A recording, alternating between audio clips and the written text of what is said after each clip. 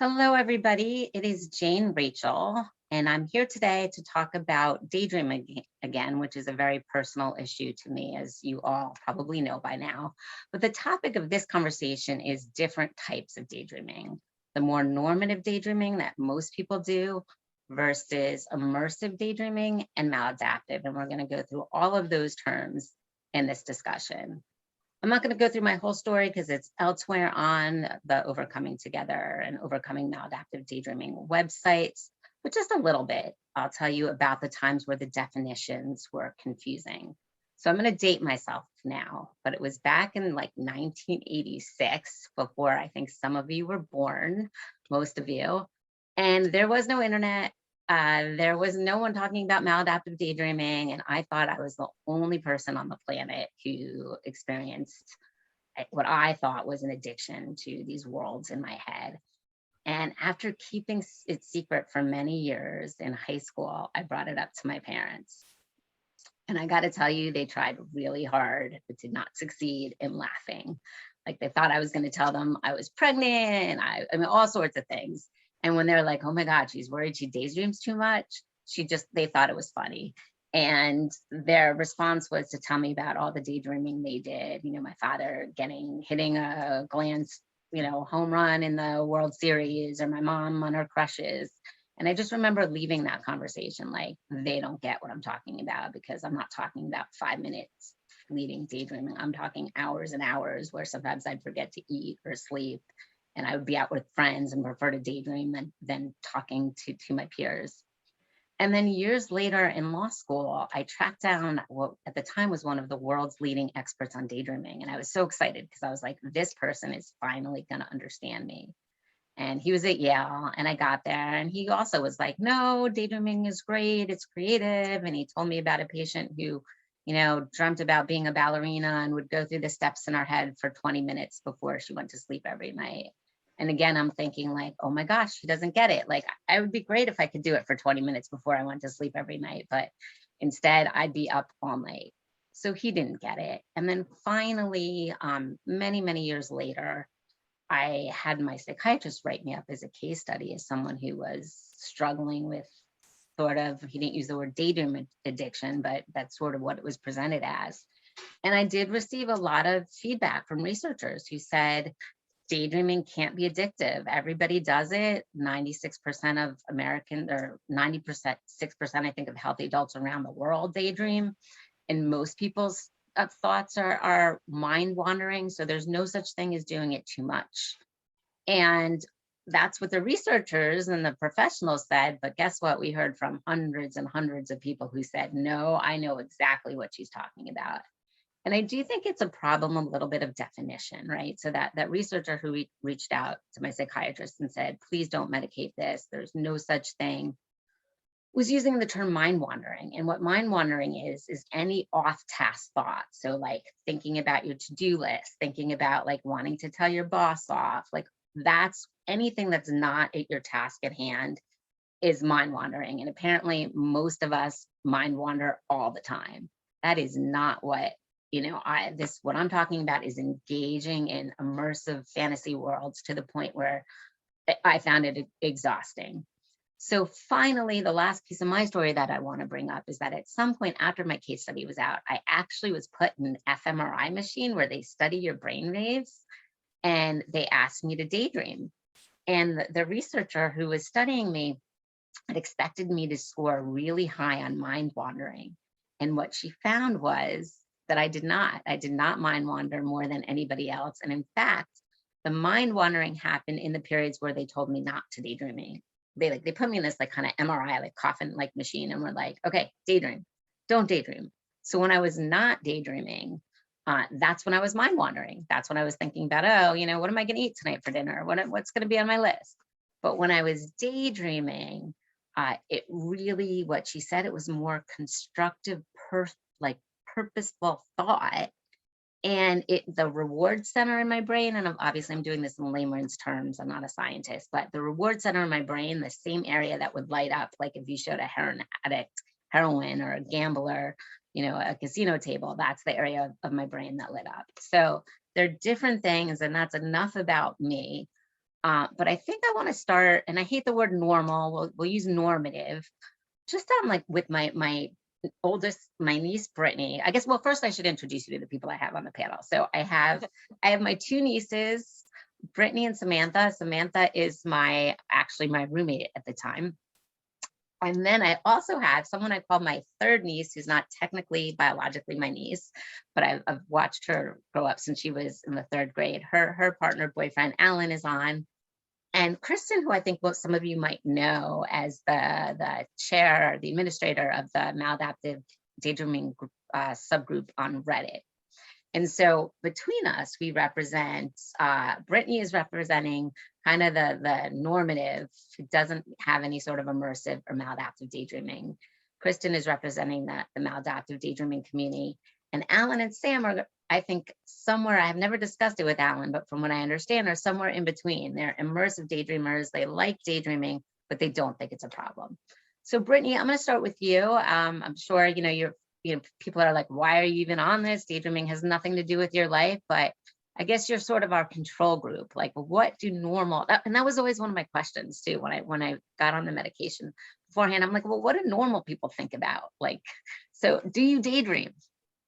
Yeah, so it was interesting listening to you give the intro because a lot of the things you hit on, where people said, "Oh no, that's normal," described what I do. So it really made me feel like, okay, yeah, I am the control here. Like Poppy or our grandfather saying, like, "Oh, I think about hitting the like winning home run," or Grandma talking about a crush, or the person you spoke to who said, "Yeah, I do that 20 minutes before bed." Really describes what I do.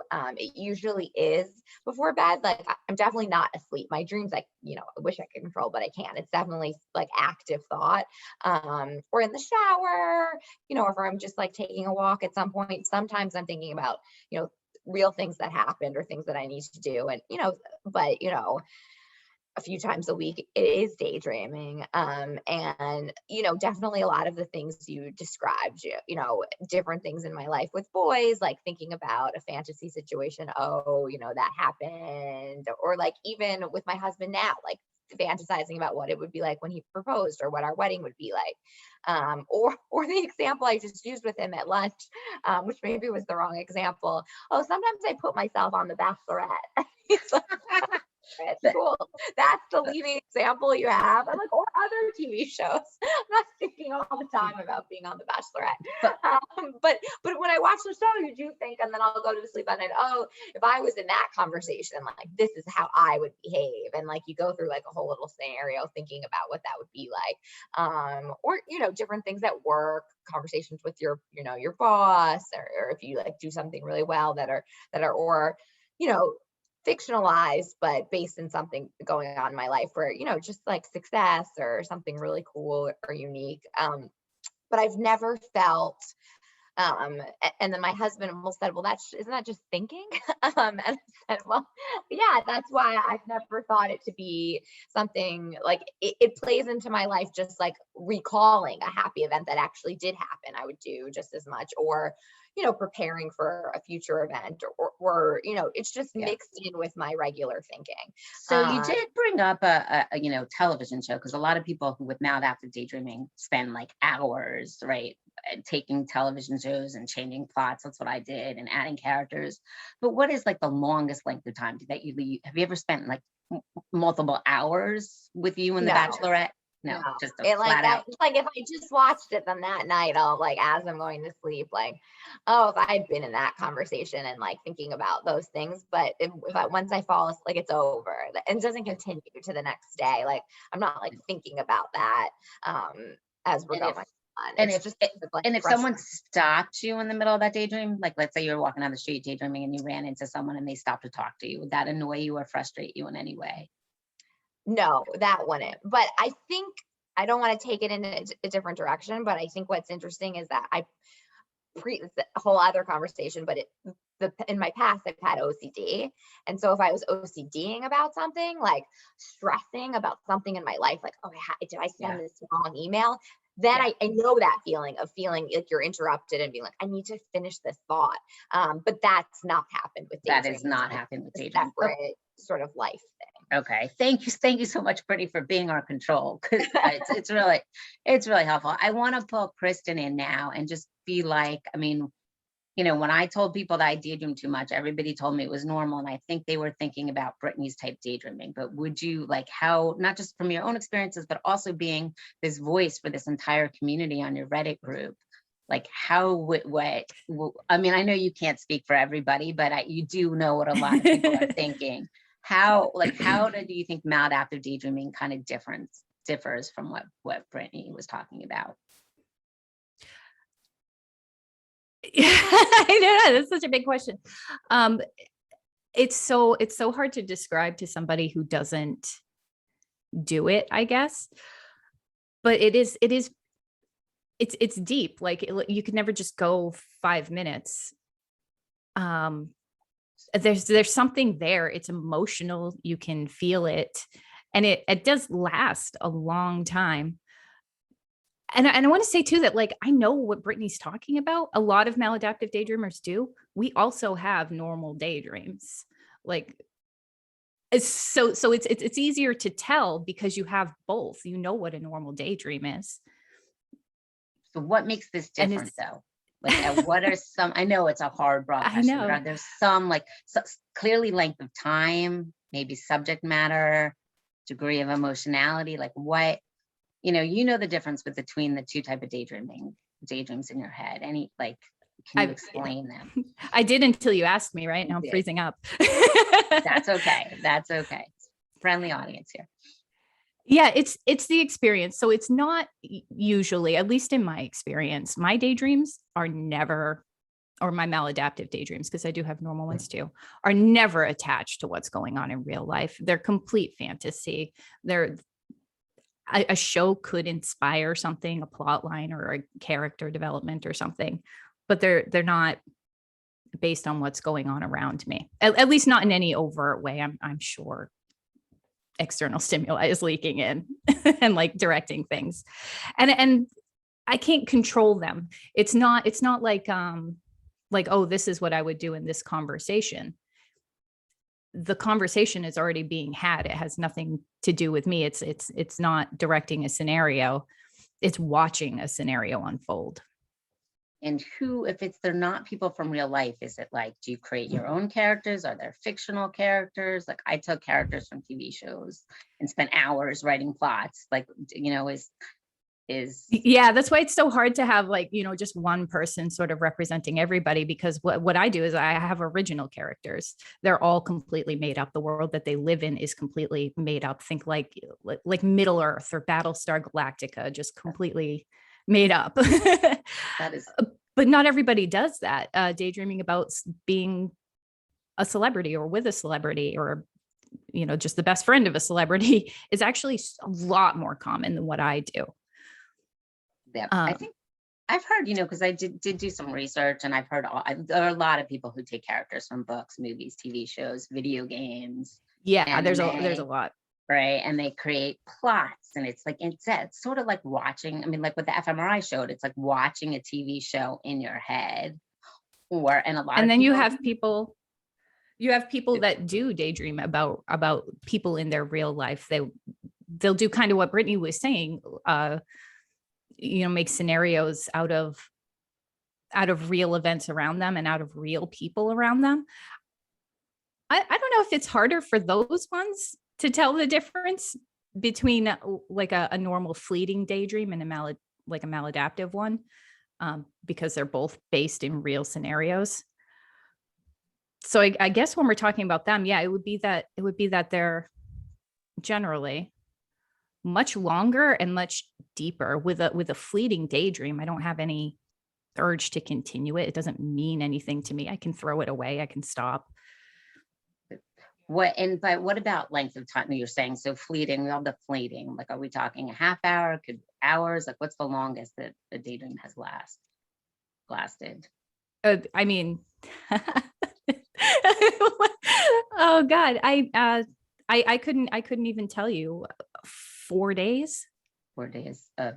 I think a difference is going to be too, like there's like the content, excuse me, and like, sorry, the fantasy aspect, but kind of like the impact on your day-to-day life, I'm curious about.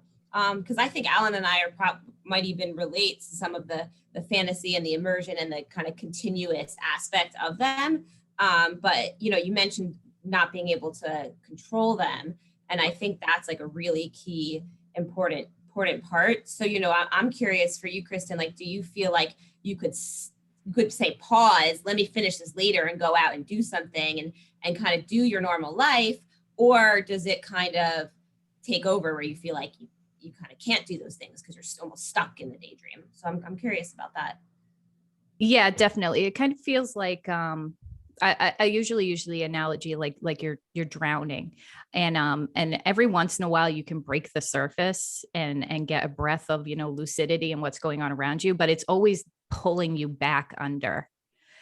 And so I can set it aside halfway, but even when I'm talking to someone, if I'm not fully engaged, like right now, I'm fine. This is a novel situation where I have to think on my feet. But if I'm just chatting with a friend, if I'm not particularly engaged, it's going to be humming in the background, and it's just going to be sitting there waiting for its moment to sneak around to the front. And what you were saying, though, the take 5 thing, it's actually something that we tell people to do. It's to while you're in a daydream, if you need to do something else, you try to engage. You look at your characters and you go, okay, guys, take 5. We're going to run to the grocery store and we will pick this up at 5. That's such a good idea. Such a good tip. For me, it's been a long time, but I would do tips like that. Like I never mixed up. I think most people not after daydreaming, we never get confused between reality and our fantasies, because then it's something I think even more serious. But for me, it felt exhausting. Like I always felt like I was half, like I'd be in school, I'd participate when I needed to, but I always had like a little bit of my eye on when can I go back to my characters, right? So like if I was one-on-one with someone, like you have to pay attention. But if you're in a larger group, I would purposely like ask my friends questions that I knew would be long so that I could check back on my character. Or in class, like I knew if the teacher was talking about something that wasn't going to be on the test. So I just thought it was exhausting to be going back and forth. And I started to feel like I'd rather be with my characters than with my friends, because frankly, they were more interesting. So maybe now's a good time to pull Alan in. Before this conversation, we discussed he's never even heard of maladaptive daydreaming before. But it turns out you do immersive daydreaming. So I'm just curious where between so me and Kristen, I think, represent one end, Brittany represents the other.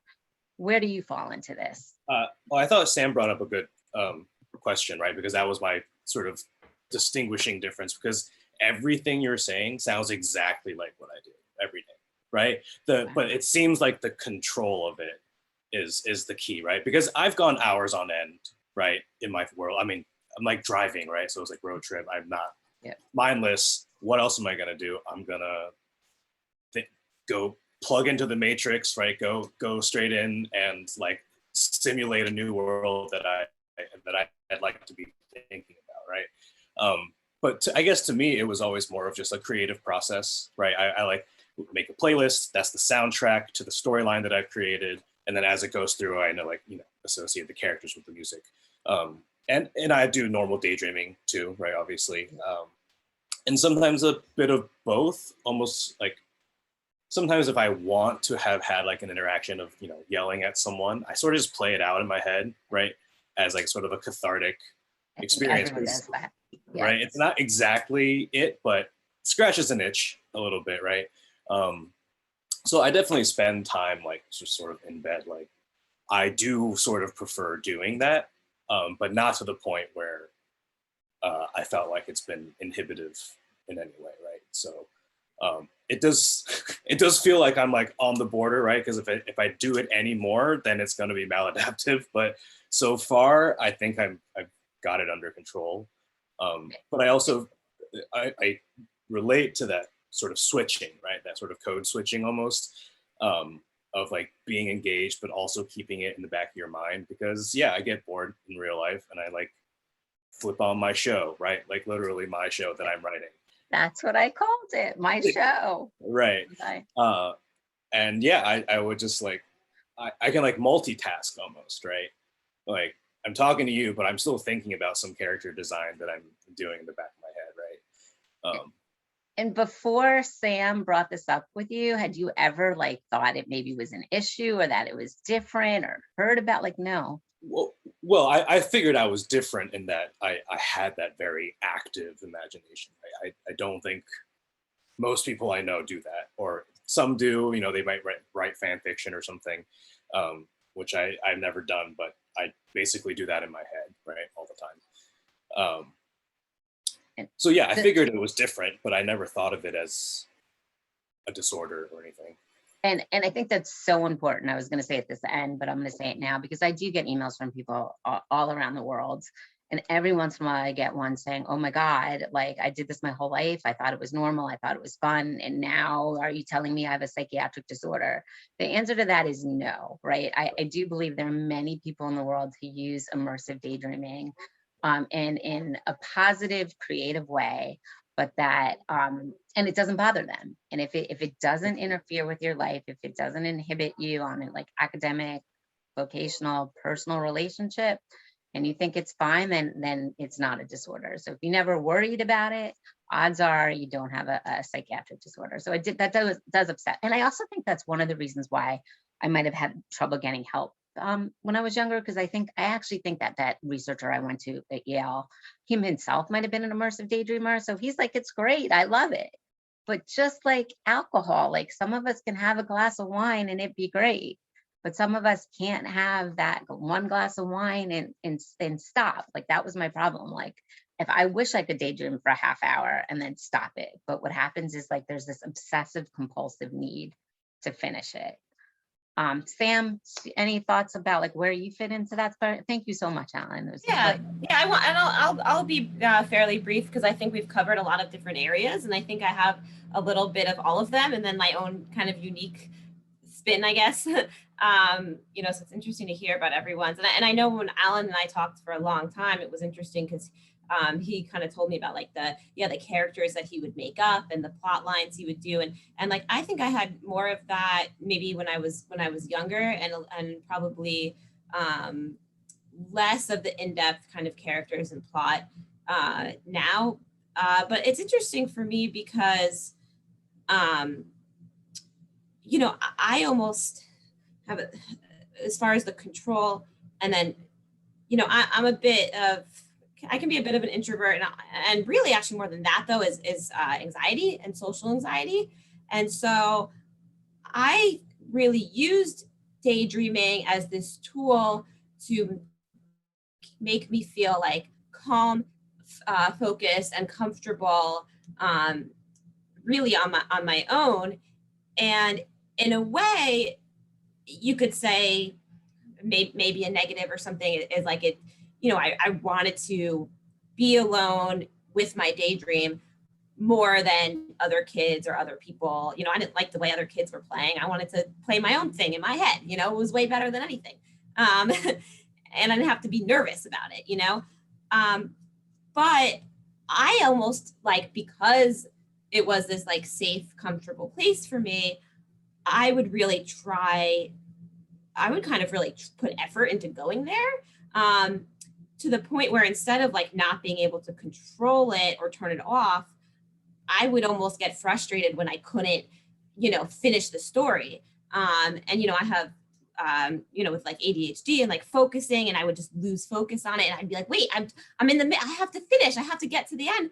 And so in a way that was like bothersome, but I almost wanted it to be even more immersive because it was so enjoyable and calming. And I would, movement was a big part of it. So I would, before bed, I do all the time still today, but, I pace around the bedroom or the apartment before bed, just daydreaming until I get tired. And it actually, it was another positive tool because it, instead of keeping me up, if I could really get into it, I would actually be able to fall asleep because my mind wasn't doing the wandering and I wasn't worrying about sleeping. I was just in the story. Like basically, if I try to read a book, I'll fall asleep in a second, So I was trying to kind of read a book in my head. I would do TV shows, but I get it's not just like putting myself in a TV show.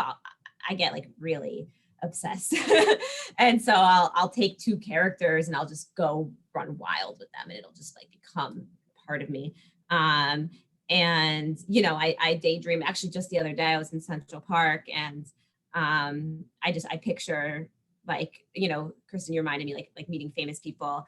I picture like meeting Lady Gaga, and basically I will have in-depth playing out all the things that we'll do through the day. So much, and I've daydreamed so much about hanging out with Lady Gaga that it'll come up in my real dreams, and this like all sorts of scenarios, and so that is interesting. But yeah, I think I can kind of, you know, end it there for now, but I think there's this interesting thing where, yeah, it would take me away from paying attention in class or talking to other people, and it can get a little fanatic or obsessive, but it was also, I did feel control over it, or I do feel a control over it, and it can be also very calming and actually therapeutic. Like a safe space, right? It's a safe space. Yeah, exactly. I can go there when because I have such a hyper awareness, and so I will start to panic or get really anxious when I become really aware of my surroundings. And so daydreaming was this safe place I could go to, or still is this. I keep saying was this safe place I go to feel calmer. But yeah, I think I want to take a quick break, but just to sum it up, it seems like there's a spectrum. Like, I think we all could relate. Even Brittany, our control, can relate to, like, you know, the meeting the favorite celebrity, right? But I do believe some of us are born with this innate, and I think this is what Dr. Sommer believes, the world's leading expert on maladaptive daydreaming, that some of us are born with this innate ability to like delve into a fantasy world. And it looks like me and Sam, who are related, so there could be a genetic component, and Alan all share this. I would imagine many writers have it, many actors have it. And for those people who have it, it could be a really good thing, right? You can maybe use it to make fiction and make art. But there are those of us, and Kristen and I fell into this category, where it could come to a point where it becomes compulsive. And I think the difference there is we can't do it for a half hour at a time. It becomes 4 days, or it comes where it felt like I was losing touch with the relationships in real life, because all I really cared about was finding every second I could to get back to these characters. So just like an alcoholic with a glass of wine, most of us enjoy our wine, but there's some of us where it just goes too far. So I'm going to take a quick break right now. But this has been a really enlightening conversation. Thank you all.